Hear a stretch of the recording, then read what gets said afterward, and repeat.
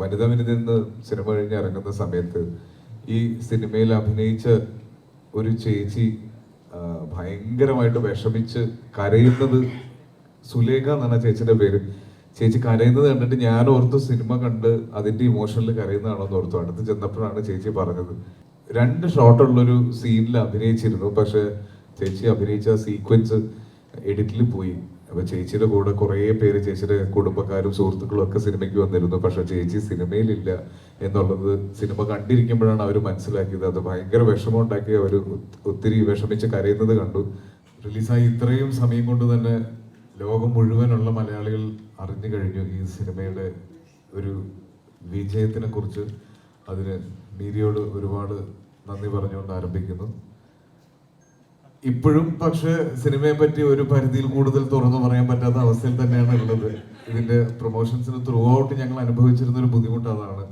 ഇനി നിങ്ങൾക്ക് മനസ്സിലാവും ഞങ്ങളുടെ ആ ബുദ്ധിമുട്ട് എന്തായിരുന്നു എന്നുള്ളത്. നിങ്ങൾ എല്ലാവരും കണ്ടു എന്ന് ഞാൻ വിശ്വസിക്കുന്നു. അത് നിങ്ങൾ എല്ലാവരും ഞാൻ തിയേറ്ററിൽ കണ്ടവരാണ്. അപ്പോൾ എന്തുകൊണ്ടാണ് ഇത് പറയാൻ മടി കാണിക്കുന്നത് എന്നുള്ളത് നിങ്ങൾക്ക് ഇപ്പോൾ മനസ്സിലായി കാണും. ഇനി കാണുന്ന പ്രേക്ഷകന് തീർച്ചയായിട്ടും തിയേറ്റേഴ്സിൽ അത് നിങ്ങൾ അനുഭവിച്ച ആ ഒരു എക്സൈറ്റ്മെന്റ് അല്ലെങ്കിൽ ആ ഒരു എക്സ്പീരിയൻസ് മിസ്സാവാതിരിക്കാൻ കുറച്ച് നാളും കൂടെ ഇത് സീക്രട്ടായിട്ട് വെച്ചേ പറ്റുള്ളൂ. പക്ഷെ കുറേ അധികം നല്ല നല്ല കോമൻസ് സിനിമ കണ്ടവരുടെ ഭാഗത്ത് നിന്ന് വളരെ ജെനുവിൻ ആയിട്ടുള്ള കോമൻസ് വരുന്നുണ്ട്. അതിൻ്റെ താഴെ കോപ്പി പേസ്റ്റ് കോമൻസും വരുന്നുണ്ട്. അതിപ്പോൾ നമുക്കൊന്നും ചെയ്യാൻ പറ്റില്ല, ഒരു ട്രെൻഡാണത്. ബട്ട് സ്റ്റിൽ ഓവറോൾ വളരെ വളരെ സന്തോഷത്തിലാണ്, അല്ലെങ്കിൽ വളരെ വലിയൊരു മികച്ച തുടക്കത്തിലാണ് രേഖാചിത്രം എന്ന് പറഞ്ഞ നമ്മളുടെ ഈ വലിയ സിനിമ ആരംഭിച്ചിരിക്കുന്നത്. അപ്പോൾ അതിൻ്റെ വിശേഷങ്ങൾ പങ്കുവെക്കാം. എന്തെങ്കിലും പറയാൻ സാധ്യതയുള്ള അല്ലെങ്കിൽ സിനിമയ്ക്ക് ദോഷം ചെയ്യാത്ത എന്ത് മറുപടിയും പറയാൻ ആയിട്ട് ഇതാ ഇവിടെ എൻറ്റയർ കാസ്റ്റ്, എൻറ്റയർ അല്ല എന്നാലും ഓൾമോസ്റ്റ് എല്ലാവരും ഉണ്ട്. ഇതിൻ്റെ സ്ക്രിപ്റ്റ് റൈറ്ററിൽ ഒരാൾ ഇതുവരെ തല പുറത്ത് കാണിച്ചിട്ടില്ല. മിസ്റ്റർ ജോൺ വന്ന് പുറകിലിരിക്കുന്നുണ്ട്. എന്തെങ്കിലും ചോദ്യം ചോദിക്കുമോ എന്നുള്ള പേടിയിലാണ് എപ്പോഴും ഉള്ളത്. അപ്പോൾ ആരംഭിക്കാം. ഇത്രയും നാളത്തെ എക്സ്പീരിയൻസസ് എന്നൊക്കെ തന്നെ ഉണ്ടായ കുറേ മാറ്റങ്ങളാണ്. ഇപ്പോഴും സ്ക്രിപ്റ്റ് സെലക്ട് ചെയ്യുന്നത് ഞാനാണ്, പക്ഷെ മൊത്തത്തിൽ ഒരടുക്കും ചിട്ടയും വന്നിട്ടുണ്ട്. അതിൻ്റെ വ്യത്യാസങ്ങളായിരിക്കും. അല്ല, എനിക്കിതിൽ സിനിമ കണ്ടവർക്കറിയാം ഇതിൽ മമ്മൂക്കയുടെ സമ്മതമില്ലാതെ ഈ സിനിമ ചെയ്യാൻ പറ്റില്ല. അതുകൊണ്ട് തന്നെ ഞാൻ ആലോചനയുടെ അടുത്ത് ഇതിൻ്റെ ഒരു സബ്ജക്റ്റ് പറഞ്ഞപ്പോൾ മമ്മൂക്കയോട് സംസാരിച്ച് നോക്കാം എന്നുള്ളത് പറഞ്ഞിട്ടുണ്ടായിരുന്നു. അങ്ങനെ മമ്മൂക്കയോട് പറഞ്ഞ സമയത്ത് ചെയ്തോ എന്ന് പറഞ്ഞു. അപ്പോൾ അതിൻ്റെ ഒരു പോയിന്റിൽ ഞാൻ വെച്ചിട്ടുണ്ടായിരുന്ന ഒരു എപ്പിസോഡ് ഉണ്ടായിരുന്നു. അപ്പോൾ നമുക്ക് പറഞ്ഞു അത് അതിനേക്കാൾ നല്ലത് ശരിക്കും ഉണ്ടായ സംഭവമുണ്ട് എന്ന് പറഞ്ഞിട്ടാണ് ഒരു കാര്യം പറഞ്ഞു തന്നത്. അതാണ് ആ സിനിമയുടെ ഒരു പോയിന്റിൽ വരുന്നത്. അത് ശരിക്കും നടന്ന സംഭവമാണ്, അവർക്കിടയിൽ നടന്നൊരു സംഭവമാണ്. അത് സിനിമ കാണുന്നവർക്കത് മനസ്സിലാവും എന്താന്നുള്ളത്. ഇപ്പോഴും ഞങ്ങൾ അതേ ഡിലേമിൽ തന്നെയാണ് ഉള്ളത്. 2025 തുടങ്ങി, ആദ്യത്തെ സിനിമ ഇറങ്ങി, നാളെ ഇനി ആദ്യ ചിത്രം ഇറങ്ങാൻ പോകുന്നു. എനിക്കൊരു ലക്കായിട്ട് തോന്നുന്നു. ലക്കി സാറിന് തന്നെ വിളിക്കാമല്ലോ. ലക്കൊന്നല്ല, ഞാനിങ്ങനെ വർക്ക് ചെയ്യുന്നുണ്ട്. അത് ലക്കുണ്ടോന്നല്ല, ഐ എം വർക്കിംഗ് ഫോർ, അത്രേ ഉള്ളൂ. സബ്ജക്റ്റ് കേട്ട് കഴിഞ്ഞ് എനിക്ക് ഇപ്പം പടം കണ്ടപ്പോഴായാലും എനിക്ക് ഒരുപാട് സന്തോഷം തോന്നിയതാണ്. ഈ ക്യാരക്ടർ എൻ്റെ അടുത്ത് എത്തി, അല്ലെങ്കിൽ ഈ ടീമിന് ആ ഒരു ക്യാരക്ടറിലേക്ക് എൻ്റെ മുഖം വന്നു എന്നുള്ളത് എനിക്ക് ആലോചിക്കുമ്പോൾ ഒരുപാട് സന്തോഷം നൽകുന്നൊരു കാര്യമാണ്. ഇപ്പം സിനിമ ഇറങ്ങി റിവ്യൂസൊക്കെ വന്നുകൊണ്ടിരിക്കുകയാണ്. പോസിറ്റീവ് റിവ്യൂസൊക്കെ കേൾക്കുമ്പോൾ ഒരുപാട് സന്തോഷമുണ്ട്. അപ്പോൾ അത് അങ്ങനെ ഒരു ക്യാരക്ടർ, ഈ പടത്തിലെ ക്യാരക്ടർ എന്നെ തേടി എത്തിയതിൽ ഇപ്പോൾ എനിക്ക് ഒരുപാട് ഒരുപാട് സന്തോഷമുണ്ട്.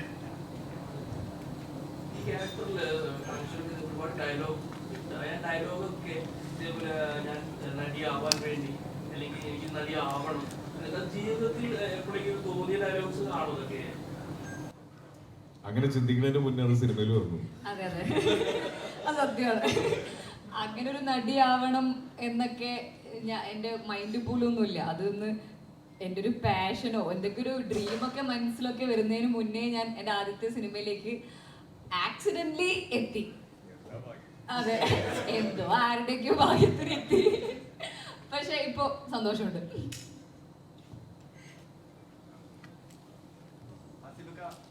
സയൻസ് ഫിക്ഷൻ മൂവി അല്ലെങ്കിൽ അങ്ങനെ ഒരു കഥ സയൻസ് ഫിക്ഷൻ ഇല്ല. ഇനി ഞാൻ ആഗ്രഹിക്കുന്നത് ഒരു റോം കോം ചെയ്യാനാണ്. കുറെ നാളായി കുഴിച്ചിടലും കുഴിതോണ്ടലും തുടങ്ങിയിട്ട് ഇനി എത്രയും വേഗം ഒരു റോം കോം ചെയ്യുക, കുറച്ച് ഫീൽ ഗുഡ് സിനിമകൾ ചെയ്യുക.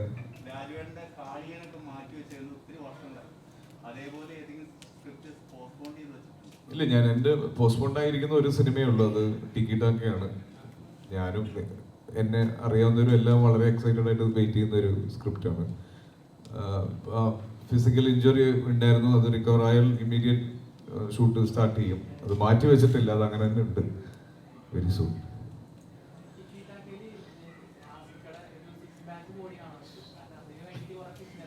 ഇന്ന് ഈ സിനിമയുടെ വിജയം ആഘോഷിക്കാൻ ഉച്ചയ്ക്ക് ഒരു മട്ടൻ ബിരിയാണി കഴിച്ചിട്ടുണ്ട്. അതുകൊണ്ട് ചിലപ്പോൾ ഒരു 3-4 ദിവസം കൂടെ അത് ഡിലേ ആവും.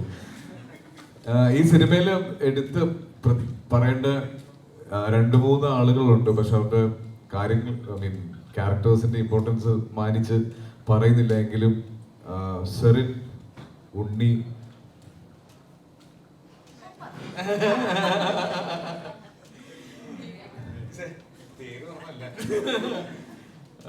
മേഘ, ഇവരെല്ലാരെയും പറ്റിയിട്ട് പറയണം എന്നുണ്ട്. പക്ഷെ അറിയല്ലോ, സിനിമ ഇനി കാണുമ്പോൾ ആദ്യമായിട്ട് കാണാൻ പോകുന്നവർക്ക് അത് ബാധിക്കാൻ സാധ്യത ഉള്ളതുകൊണ്ടാണ്. പക്ഷെ നിങ്ങൾ ഇവരെയൊക്കെ ഒന്ന് നോട്ട് ചെയ്ത് വെച്ചോ. സെറിനെ പറ്റി പിന്നെ പ്രത്യേകിച്ച് പറയേണ്ട, ആട്ടം എന്ന് പറഞ്ഞ സിനിമയിൽ നമ്മളെല്ലാവരും ഞെട്ടിച്ചതാണ്. ഒറ്റയ്ക്കൊരു സിനിമ ഷോൾഡർ ചെയ്ത് വിജയിപ്പിച്ച ഒരാളും കൂടിയാണ്. അപ്പം സെറിൻ്റെ ഒരു ഗംഭീര പെർഫോമൻസ് ആയിരുന്നു ഈ സിനിമയിൽ. ഇതുവരെ വരുന്ന എല്ലാ റിവ്യൂസിലും സെറിനെ പറ്റി മെൻഷൻ ചെയ്യുന്നുണ്ട്. അതുപോലെ തന്നെ ഉണ്ണിയും മേഘയും, മേഘ പ്രത്യേകിച്ച് ആദ്യത്തെ കാലഘട്ടം വളരെ ബ്രില്യൻ്റ് ആയിട്ട് ചെയ്തു എന്ന് എല്ലാവരും പറയുന്നു. കൺഗ്രാറ്റുലേഷൻസ്. ഭാമ മറന്നതല്ല കേട്ടോ. പിന്നെ എടുത്തു പറയേണ്ടത് സിനിമറ്റോഗ്രാഫർ അല്ലേ, ക്യാമറ കൈപിടിച്ച് നിൽക്കുന്ന നിങ്ങൾ എല്ലാവരും അദ്ദേഹത്തിനെ പറ്റി കേൾക്കാൻ ആഗ്രഹിക്കുന്നുണ്ടെന്ന് അറിയാം.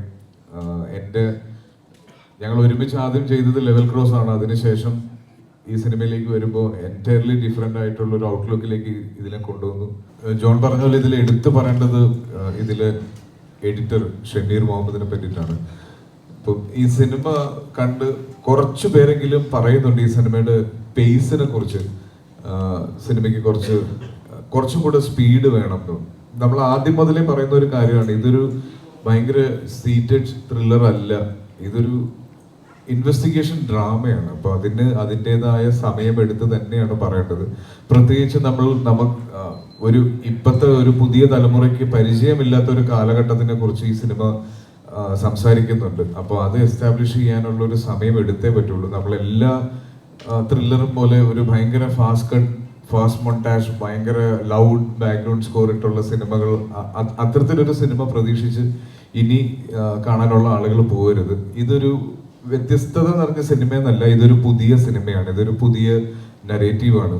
അപ്പം ആ സമയമെടുത്ത് തന്നെ കണ്ട് മനസ്സിലായി ഓരോ ഇമോഷൻസും, പ്രത്യേകിച്ച് അനശ്വരയുടെ ക്യാരക്ടറിനോട് ഉണ്ടാവേണ്ട ഒരു ഇമോഷൻ ഉണ്ട്. അപ്പൊ അത് പറഞ്ഞ് എടുക്കേണ്ട ഒരു സമയമുണ്ട്.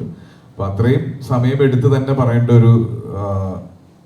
ഒരു സിനിമയാണ്. ഇപ്പൊ ഷമീറിനെ പറ്റി പറയുമ്പോൾ ഷമീർ മാർക്കോ എഡിറ്റ് ചെയ്ത ഒരാളാണ്. അപ്പോൾ ആ പേസിൽ എഡിറ്റ് ചെയ്യാൻ അറിയാവുന്ന ഒരാളാണ്. പക്ഷെ ഈ സിനിമയെ മനസ്സിലാക്കി, ഇതിന്റെ സ്ക്രീൻ പ്ലേയും സ്ക്രിപ്റ്റിനെയും മനസ്സിലാക്കി ഇത് ഡിസേർവ് ചെയ്യുന്ന ഒരു നരേഷനിലേക്ക് ഈ സിനിമയെ കൊണ്ടുവന്ന് ആ സമയമെടുത്ത് വളരെ ബ്യൂട്ടിഫുൾ ആയിട്ട് ഒരു പോയം പോലെ എഡിറ്റ് ചെയ്ത ഒരു സിനിമയാണിത്. അപ്പോൾ ഇനി ഒരുപാട് റിവ്യൂസ് കേട്ട് ഞാൻ പറഞ്ഞല്ലോ, ഇതിനോടകം തന്നെ ഒരുപാട് നല്ല റിവ്യൂസ് സിനിമയെ കുറിച്ച് വരുന്നുണ്ട്. അപ്പോൾ ഒരു ഓവർ എക്സ്പെക്ടേഷനിൽ പോകുമ്പോൾ പലപ്പോഴും പേസ് അല്ലെങ്കിൽ സിനിമയുടെ ഡ്യൂറേഷൻ ലെങ്ത് കൂടുതലാണെന്ന് നമ്മൾ പറയുന്ന പോലെ ഫസ്റ്റ് ഹാഫ് സെക്കൻഡ് ഹാഫിൽ ലാഗ് ഉണ്ടെന്നൊക്കെ തോന്നാം. പക്ഷെ ഈ സിനിമയ്ക്ക് ആവശ്യമുള്ള ഒരു പേസ് എടുത്തിട്ടുണ്ട്. അത് മനഃപൂർവ്വം എടുത്തത് തന്നെയാണ്. ഇത് പറഞ്ഞ് മനസ്സിലാക്കി തരുന്നതെന്ന് ഓർക്കരുത്. നല്ല സിനിമകൾ ചെയ്യാന്നുള്ളതാണ് എന്നെ വിശ്വസിച്ച് ടിക്കറ്റ് എടുക്കുന്ന പ്രേക്ഷകരോട് എപ്പോഴും കമ്മിറ്റ്മെന്റ് ഉണ്ട്. എന്നെ വിശ്വസിച്ച് പൈസ മുടക്കുന്ന നിർമ്മാതാവിനോടും അതിനെ മേൽ കമ്മിറ്റ്മെന്റ് ഉണ്ട്. അപ്പൊ നല്ല സിനിമകൾ ചെയ്യാന്നുള്ളതായിരുന്നു എപ്പോഴും ഉള്ള ആഗ്രഹം. ഇപ്പോഴും അത് തന്നെയാണ്, ഇനി അങ്ങോട്ടും അത് തന്നെയായിരിക്കും. അപ്പൊ രേഖാചിത്രം സ്വീകരിച്ച എല്ലാ പ്രേക്ഷകർക്കും നന്ദി. ഇതിന്റെ എല്ലാ എക്സൈറ്റ്മെന്റിലും നേരെ വന്ന് നിങ്ങളെ കണ്ട് ഇത് ചൂടോടെ ആഘോഷിക്കണം എന്നുള്ളതുകൊണ്ടാണ് ഇത്ര ഇമീഡിയറ്റ് ആയിട്ടൊരു പ്രസ് മീറ്റ് ഞങ്ങൾ ആഗ്രഹിച്ചത്. ചെറിയ സമയം കൊണ്ട് തന്നെ ലോകം മുഴുവൻ ഈ സിനിമയുടെ ഒരു വിജയം അറിയിച്ചതിനും നിങ്ങളോട് ഒരുപാട് നന്ദി പറയുന്നു. അപ്പൊ ഇനി കാണാനുള്ള പ്രേക്ഷകർ സ്പോയിലേഴ്സ് ഒക്കെ നിങ്ങളുടെ മുന്നിലേക്ക് എത്തുന്നതിന് മുന്നേ ഈ സിനിമയിൽ ആരെങ്കിലും ഒക്കെ ഉണ്ടോ ഇല്ലയോ എന്നൊക്കെ നിങ്ങൾ അറിയുന്നതിന് മുന്നേ തന്നെ പോയി തിയേറ്റേഴ്സിൽ തന്നെ കാണാൻ ശ്രമിക്കുക. അപ്പോൾ താങ്ക് യു. വീണ്ടും ഉടനെ കാണാം. വനിതാ വിരുന്നിൽ നിന്ന് സിനിമ കഴിഞ്ഞ് ഇറങ്ങുന്ന സമയത്ത് ഈ സിനിമയിൽ അഭിനയിച്ച ഒരു ചേച്ചി ഭയങ്കരമായിട്ട് വിഷമിച്ച് കരയുന്നത്, സുലേഖ എന്നാണ് ചേച്ചിയുടെ പേര്. ചേച്ചി കരയുന്നത് കണ്ടിട്ട് ഞാൻ ഓർത്തു സിനിമ കണ്ട് അതിന്റെ ഇമോഷനിൽ കരയുന്നതാണോന്ന് ഓർത്തു. അടുത്ത് ചെന്നപ്പോഴാണ് ചേച്ചി പറഞ്ഞത് ചേച്ചി ഒരു 2 ഷോട്ടുള്ളൊരു സീനിൽ അഭിനയിച്ചിരുന്നു. പക്ഷെ നമ്മൾ പല സമയത്തും സിനിമ ഷൂട്ട് ചെയ്ത് അത്രയും നമുക്ക് ഫൈനൽ എഡിറ്റിലേക്ക് കൊണ്ടുവരാൻ പറ്റില്ല. അപ്പൊ ചേച്ചി അഭിനയിച്ച സീക്വൻസ് എഡിറ്റിൽ പോയി. അപ്പൊ ചേച്ചിയുടെ കൂടെ കുറേ പേര്, ചേച്ചിയുടെ കുടുംബക്കാരും സുഹൃത്തുക്കളും ഒക്കെ സിനിമയ്ക്ക് വന്നിരുന്നു. പക്ഷെ ചേച്ചി സിനിമയിലില്ല എന്നുള്ളത് സിനിമ കണ്ടിരിക്കുമ്പോഴാണ് അവർ മനസ്സിലാക്കിയത്. അത് ഭയങ്കര വിഷമം ഉണ്ടാക്കി അവർ ഒത്തിരി വിഷമിച്ച് കരയുന്നത് കണ്ടു.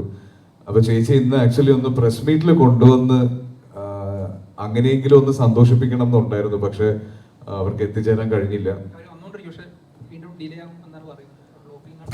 അപ്പോ സുലേഖ എന്നാണ് അവരുടെ പേര്. എന്റെ ഭാഗത്ത് പറ്റിയ ചെറിയ മിസ്റ്റേക്ക് ആണ്. ഞാൻ അത് അവരോട് പറയണമായിരുന്നു. അത് അപ്പൊ ഇനി ഞങ്ങളെ കൊണ്ട് ചെയ്യാൻ പറ്റുന്ന ഒരു കാര്യം വരും ദിവസങ്ങളിൽ എഡിറ്റ് ചെയ്ത സീൻ സോഷ്യൽ മീഡിയയിൽ സിനിമയുടെ പ്രൊമോഷന്റെ ഭാഗമായിട്ട് റിലീസ് ചെയ്യാൻ ജോഫിൻ തീരുമാനിച്ചിട്ടുണ്ട്. അത് തീർച്ചയായിട്ടും ഇത്തരത്തിലൊരു സിനിമയിൽ എനിക്ക് അത്തരത്തിലൊരു തെറ്റ് പറ്റാൻ പാടില്ലായിരുന്നു എന്ന് പറയുന്നത് എനിക്ക് ഭയങ്കര ഒരു സങ്കടമുള്ള കാര്യമാണ്. കാരണം ഈ സിനിമയുടെ കഥ പറയുന്നത് അത്തരത്തിൽ ഒരുപാട് സിനിമയിൽ ആഗ്രഹിക്കുന്ന ആൾക്കാരുടെ കഥയായിരുന്നു. പക്ഷെ അത് എനിക്ക് അവരെ അത് അറിയിക്കാൻ പറ്റിയില്ല. ഞാൻ അത് വിട്ടുപോയി. അത് ലാസ്റ്റ് മിനിറ്റിൽ ഒരു ട്രിമ്മിൽ വന്ന സമയത്ത് ട്രിം ചെയ്ത് പോയതാണ്. അവരാണെങ്കിൽ കുറേ ആൾക്കാരുമായിട്ട് വന്ന് ഭയങ്കര ഇമോഷണലായിട്ടത് എനിക്ക് സിനിമ കഴിഞ്ഞ് ഇറങ്ങിയപ്പോൾ ഞാൻ കുറച്ച് എനിക്കും ഭയങ്കര ആ സിനിമയുടെ കേട്ടിട്ടുള്ള അഭിപ്രായങ്ങൾ എൻജോയ് ചെയ്യാൻ പറ്റാത്ത രീതിയിൽ എനിക്കത് വിഷമമായി പോയി. അപ്പോൾ അത് ചേച്ചി ഇപ്പോൾ വരണം എന്ന് വിചാരിച്ചു, പക്ഷേ എത്തിയിട്ടില്ല. അപ്പോൾ ചേച്ചിയുടെ പേര് സുലേഖ എന്നാണ്.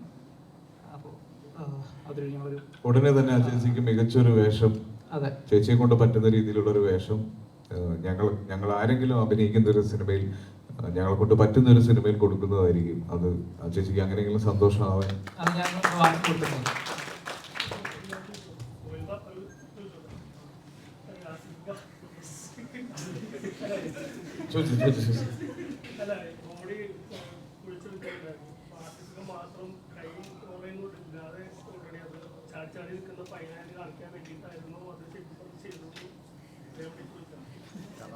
എന്താ പറയുക, നമ്മൾ ചില സിനിമകൾ പറയുമ്പോൾ അത് സിനിമാറ്റിക് ആയിട്ട് തന്നെ ട്രീറ്റ് ചെയ്യണം. അതിൻ്റെ നമ്മൾ ടൂ മച്ച് ലോജിക്ക്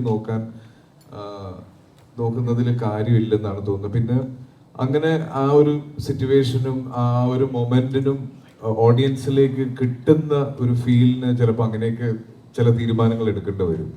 അത് നമ്മൾ മനഃപൂർവ്വം മറന്നു കളഞ്ഞതൊന്നുമല്ല, പക്ഷെ അങ്ങനെയാണ് അത്. സിനിമ ചില ഇമോഷൻസും ചില സീനും അങ്ങനെ ആയിരിക്കണം. എല്ലാത്തിനും നമുക്ക് കൃത്യമായ ലോജിക്ക് സിനിമയിലേക്ക് ആവശ്യമുണ്ടെന്ന് എനിക്ക് തോന്നുന്നില്ല. കഥ പറഞ്ഞു പോകുമ്പോൾ കണ്ടിരിക്കുന്ന പ്രേക്ഷകന് ആസ്വദിക്കാൻ പറ്റുക എന്നുള്ളതാണ് സിനിമ കൊണ്ട് ഉദ്ദേശിക്കുന്നത്. പിന്നെ ഒരു കാര്യം, കഴിഞ്ഞ ദിവസം ഇന്റർവ്യൂവിലൊക്കെ ഇരിക്കുന്ന സമയത്ത് കുഴിന്ന് ഇതെടുക്കുന്ന കാര്യം, ഈ ഇന്റർവ്യൂവിനൊക്കെ ഇരിക്കുന്ന സമയത്ത് എല്ലാവരും ചോദിക്കുന്നത് ആസിഫ് കുഴിന്നൊരു ബോഡി എടുത്ത സിനിമയുടെ ഭാഗ്യം ലക്കെന്നാണ് പറയുന്നത്. അപ്പൊ അങ്ങനെ എടുത്തേക്കുന്ന സിനിമകളൊക്കെ മുന്നേ വിജയിച്ചിട്ടുണ്ട്. അപ്പം അതുകൊണ്ടാണ് ഇത് ആഡ് ചെയ്തത് എന്ന് വേണമെങ്കിൽ നമുക്ക് അതെ കുഴിച്ചിട്ടത് കുഴിച്ചിട്ട സ്ക്രിപ്റ്റുകൾ കൊണ്ടുവരാം.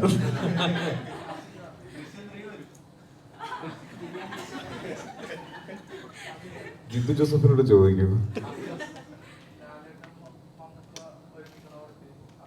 ഇല്ല ഇല്ല ഞാനില്ല.